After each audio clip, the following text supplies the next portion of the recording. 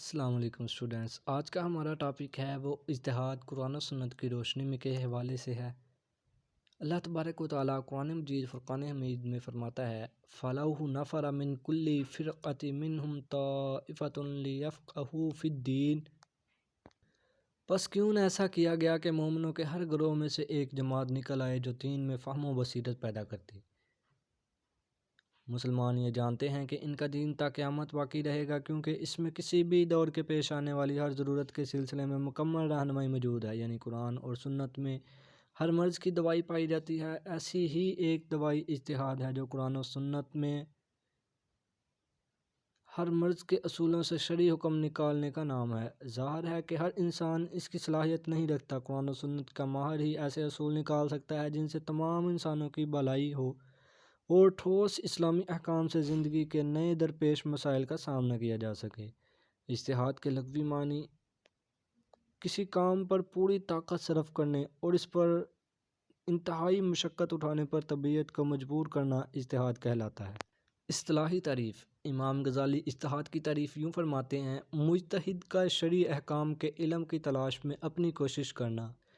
علامہ نقطاز علی فرماتے ہیں: جب ایک شرعی حکم معلوم کرنے کے لیے ایک مجتہد اپنی طاقت استعمال کرتا ہے تو اسے اجتہاد کہتے ہیں۔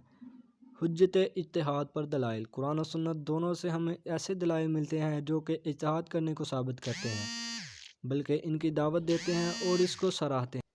قرآن مجید سے اجتہاد کا ثبوت: اجتہاد کا ثبوت قرآن مجید سے بھی ملتا ہے۔ قرآن مجید کی سورہ توبہ میں ارشاد ربانی ہے فَلَوْلَا نَفَرَ مِن كُلِّ فِرْقَةٍ مِّنْهُمْ طَائِفَةٌ لِيَفْقَهُوا فِي الدِّينِ۔ بس کیوں نہ ایسا کیا گیا کہ مومنوں کے ہر گروہ میں سے ایک جماعت نکل آئے جو دین میں فہم و بصیرت پیدا کرتی۔ آگے چل کر اجتہاد کے حق میں اللہ تعالیٰ سورہ عنکبوت میں ارشاد فرماتا ہے وَالَّذِينَ جَاهَدُوا فِينَا لَنَهْدِيَنَّهُمْ سُبُلَنَا، اور جنہوں نے ہمارے راستے میں جد و جہد کی ہم انہیں اپنا راستہ دکھا دیں گے۔ مولانا تقی امینی قرآن مجید سے اجتہاد کا ثبوت میں لکھتے ہیں: مسجد حرام میں دوری کی صورت میں جبکہ وہ نظر کے سامنے نہ ہو اس کی طرف رخ اجتہاد کی ہی بنا پر ہوتا ہے۔ نماز جیسی اہم عبادت میں جب یہ حکم مسلم ہے تو زندگی و معاشرے کی دیگر مسائل میں بدرجہ اولیٰ ہوگا۔ اس سلسلے میں مولانا تقی امینی اس آیت سے استدلال کرتے ہیں اور جس جگہ بھی آپ نکلیں اپنا منہ مسجد حرام کی طرف کر لیجیے، اور جہاں بھی تم رہو اپنا منہ مسجد حرام کی طرف کیا کرو۔ قرآن کی یہ آیات واضح طور پر ثابت کرتی ہیں کہ اللہ رب العزت اپنے بندوں کو قرآن میں غور و فکر کی دعوت دیتا ہے۔ سنت نبوی صلی اللہ علیہ وآلہ وسلم سے اجتہاد کا ثبوت: آپ صلی اللہ علیہ وآلہ وسلم کے اقوال و افعال سے بھی اجتہاد کے ثبوت ملتے ہیں۔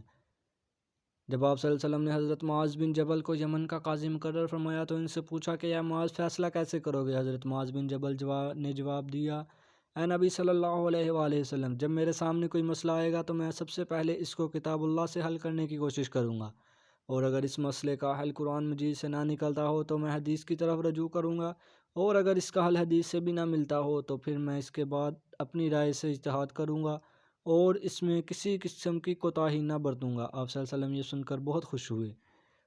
ایک مرتبہ آپ صلی اللہ علیہ وسلم نے حضرت عبداللہ بن مسعود سے فرمایا: جب تم قرآن مجید میں کوئی حکم پاؤ تو اس کے مطابق فیصلہ کرو، اور جب کوئی حکم تم قرآن و سنت میں نہ پاؤ تو اپنی رائے سے اجتہاد کرو۔ اجتہاد کا دائرہ کار: اجتہاد کا دائرہ بہت وسیع ہے۔ اس میں عبادات اور معاملات سے لے کر قومی و بین الاقوامی امور شامل ہیں۔ ہم دیکھ چکے ہیں کہ حضرت عمر رضی اللہ تعالی عنہ مطلقہ عورت کے نکاح و رہائش پر بھی مجتہدانہ غور و فکر کرتے تھے، اور مفتوحہ علاقوں سے حاصل شدہ مال غنیمت کی مجاہدین میں تقسیم کے لیے بھی یہی طریقہ اختیار فرماتے تھے۔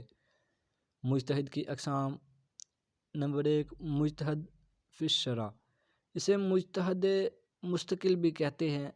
یہ کسی خاص فقہی مذہب کا بانی ہوتا ہے اور اپنے مقرر کردہ اصول و قواعد پر دلائل شرعیہ سے مسائل کے احکام کا استنباط کرتا ہے۔ وہ اصول و فروع میں کسی دوسرے کی تقلید نہیں کرتا۔ مثلاً حنفی مذہب کے بانی امام ابو حنیفہ، مالکی مذہب کے بانی امام مالک، شافعی مذہب کے بانی امام شافعی، مجتہد فی المذاہب، ایسا مجتہد کسی مذہب کا بانی نہیں ہوتا بلکہ اپنے امام کے وفا کردہ اصول و قواعد پر مسائل کا حل تلاش کرتا ہے۔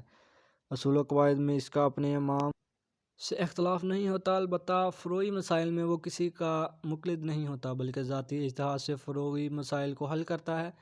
مثلاً حنفی مذہب میں امام ابو حنیفہ کے شاگرد امام ابو یوسف، مالکی مذہب میں امام ابن عبدالرع، شافعی مذہب میں امام مزنی وغیرہ مجتہد فی المسائل۔